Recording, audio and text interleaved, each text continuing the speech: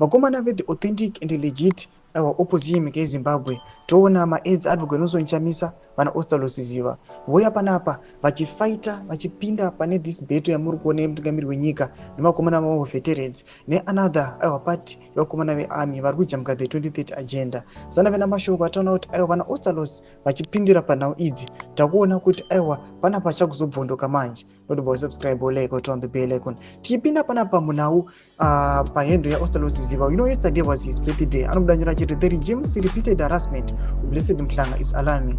Summoning him to CID law and order for the 4th time in a short period is a clear case of abuse of power. It must be condemned.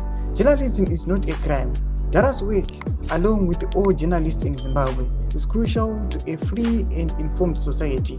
We stand in solidarity with him and demand an immediate end to this relentless persecution. Tomasvika nomuda tobva panapa nevakomana vari kugonosonjamisa vachiti tiri kuzviramba zvinoitwa nevakomana kuti 4 consecutive times mukomana anongosvedzewa panapa chuya achindarogetewa chindimitetewa. Vatinoona kuti panguva ino vari kuti izvi avo vanosangana nazvo just because majournalist ndo basa ravo, ivo hapana kana crime yavakakomita, but the regime won't understand. Mashoko atiri kuona panguva inoi generally vachirambawo zvigananda. We saw over the weekend he was asked about the 2030 akaseka zvake pana chakapindura. Zvazori kutipa a signal ekuti vakomana zvinhu izvi hazvisati changoputika chete, but people they really know their sides and they really know kuti isusu we are not tolerating this 2030 agenda.